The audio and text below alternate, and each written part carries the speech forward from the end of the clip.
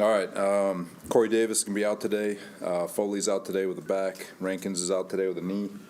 Wesco's out, obviously, with his ankle. JFM with his hip will be limited. Morgan's limited with a knee. Morgan Moses. Quincy Williams with his calf will be limited. Zach Wilson is fully as a full participant today with his knee. And then Keelan Cole is out for COVID. What's your feeling on Corey? It's going to be a day-to-day thing, same as last week. It's going to be as tolerated with him to see how he progresses. Denzel's back today? And Denzel's back today, yeah. With Keelan, does that look like a longer stay on the COVID list? Or? Yeah, he's from my understanding, he'll be out this week. Well, we asked you about Elijah Riley on Monday. I'm just curious, was there a backstory of someone who knew him, a scout that had seen him, a scout that had scouted him out of college that made you guys target him off of the Eagles practice squad? A couple things. So Joe Douglas, obviously, I guess he was trying to poach him last year. So there's obviously a liking from a year ago with Joe and from an evaluation standpoint. But having Burke here and Marquand, they were in Philadelphia last year also. To just kind of piggyback and talk about him and kind of reaffirm everything that Joe had been talking about since the day we walked in. So it was kind of an easy pickup. Robert, how does the kicking dynamic work this week with the two guys? Are you going to have like a competition to see who kicks on Sunday, or how is that going to work? Yeah, we're going to open it up for a little competition, get those two guys working, and may the best man win. Is that how it went last week too? No. When you study the Eagles, the running game kind of jumps off the stat sheet, especially in the last 5-6 weeks. What do you see when you're watching them? You see an unbelievable offensive line, a lot of creativity from the coordinator. Quarterback is dynamic with the ball on his hands, and he's always a threat to run. Whenever the quarterback is involved in the run game, you're creating an extra gap. It becomes 11-on-11 football, so you're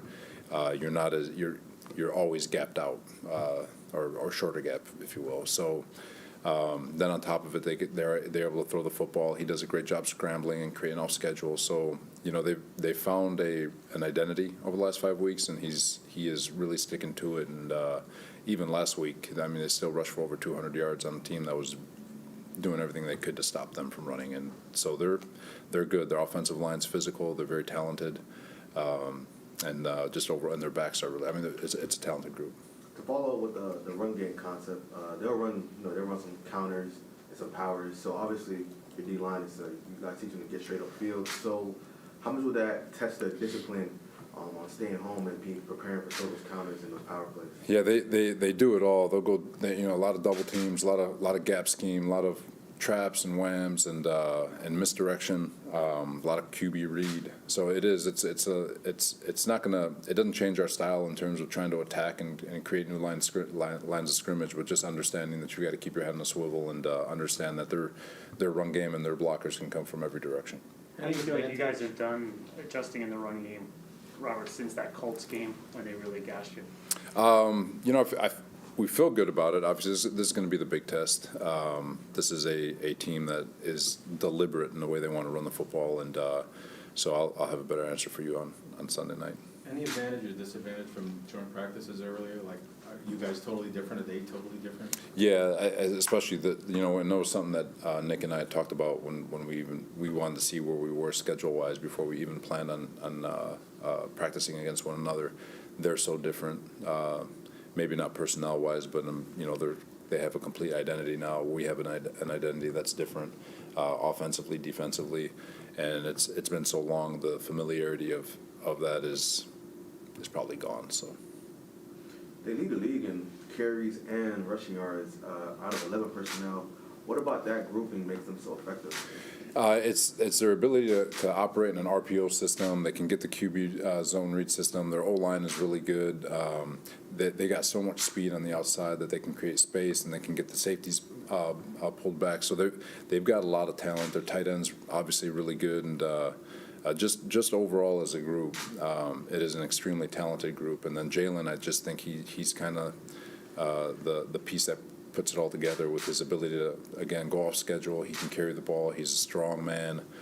He's a confident man, just remembering him from practice. So they're just out of that group. They're getting their best 11 on the football field, and they can do a lot of stuff. They're very creative in the way they call it too. So they got a good thing going. Is it different preparing for this game than another game because of the fact you guys had those joint practices in the summer? No, like I said, there's our verbiage has changed since then, and some of the things that we use offensively, defensively, a lot of our checks have changed. So, and I'm assuming that the same thing applies to them. So, I'm not concerned at all. Are you aware that the Jets have never beaten the Eagles all time? I saw that. But What do you make of that? that's history. How do you think LDT has done in his short time? What did you think about his story, last year and everything like that? Obviously admirable for him to step away to fight a greater cause. Always such a, it takes a person of great confidence to be able to pass up playing in the league when you got such a short window anyway, to do something that's selfless. Thought he made a big jump like we were expecting. Thought he did a really nice job, and he's I still think he's going to get even better. Like I said, he hasn't played in 2 years, so his first game, there was a couple of plays that he wanted back. This last game, I thought he did a really nice job against a very active front, and now this week, this is probably the best D-line we'll be playing all year, so it's going to be a great challenge. Robert, you made the rounds on social media yesterday because of Brian Kelly. I'm guessing Eric might have made you aware of that. You told that story a few years ago about you and LaFleur shoveling snow. Anything to add to that story or anything? No, so I feel terrible because that whole thing was taken out of context. When you're coming up in this profession, part of that article was to tell a funny story of Matt and I as GAs, and part of being a GA, every single coach in this profession, there's a rite of passage when you're a GA and a QC, and that was a funny story and not indicative of or not an indictment on how Brian treated us. Brian is a phenomenal man, he really is, and that was just one of those deals that was supposed to be a funny story that people took in a negative light, and maybe shame on me, I should have worded it better, but there's a reason why Matt went back and worked for him. There's a reason why I tried to go back and work for him. He's a really good man. He treats people the right way. I know people are probably upset with him now, but there's never a right way to do things of that nature. He's taking a shot at himself. So I'm always one of his biggest fans, and I feel awful that it was taken in that light. So When did you try to go back to work for him? when he got that Notre Dame job. Okay. Yeah. You interviewed with the Eagles right after your Jet interview, right? It was kind of the second, it was like a bang thing, right? So Yeah. maybe just describe what that period was like, because I don't think there was much time in between, everything was happening so quickly then. It was cool. So it was, we interview, go right to Morristown, on the flight down to Florida to meet with Mr. Lurie, which was a tremendous treat. Such a family-oriented interview where it felt like the entire organization was involved. Was very impressed with the entire setup and impressed with Mr. Lurie and Howie and the entire staff. So very thankful that they gave me the opportunity to interview, and they've got a fan in me. So. Take a couple more. And then the Jet offer, it was like right after that. It was pretty quick. Yeah, I had one more after that, and calls were coming in the middle of that interview. So.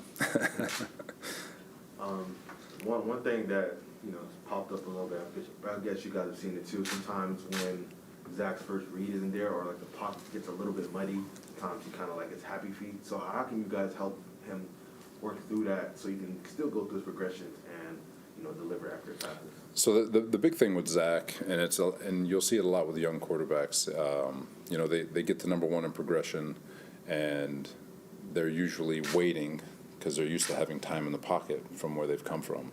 In this league, you've got to be able to say no faster, so which will come in time.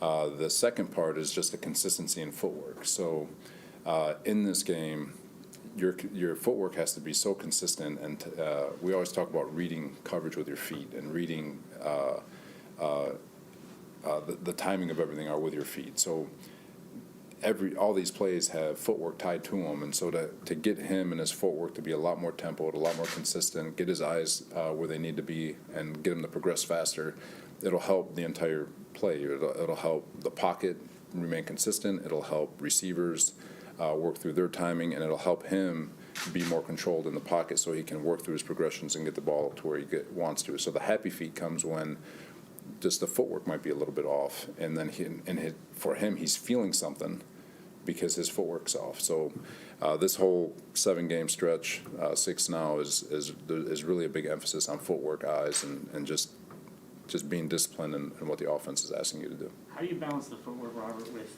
one of the things people talked about him coming out of BYU was he can throw off platform. He doesn't have to have his feet set. There's, clips of him where his feet are in the air and he's throwing the ball. Oh, yeah. No. So that was kind of like, to use one of your terms, his superpower, Yep. right? So how do you balance that versus wanting him to have the proper footwork? Great question. So there was a play. You guys remember the play he completed to Griff? And it ended up being like 4th and 1. We go for it. And it was kind of an off-schedule play. It was in the 4th quarter. So in that play, now his footwork wasn't that great. He didn't come off one fast enough, but the play broke down. So the conversation with him in that is that you go through your progression. You go to number 1. Well, even if he had perfect footwork on that particular play, the Texans covered it perfectly. If he went to 1, 2, 3, and it was going to be covered with the way the Texans covered it, well, now go activate your superpower and take off your cape and go be Superman, save the play. But try to execute the offense in rhythm, and when the rhythm breaks down, now you go do what you were famous for in BYU. But that's all going to come with time, and him understanding that his superpower, Clark Kent would walk around sidewalks normal until someone yelled for help. Well, when the play breaks down, that's LaFleur yelling for help, go save him. So that's kind of how you balance it. Where's the phone booth? Yeah. All right. All right, guys. Thank you all. Thank you.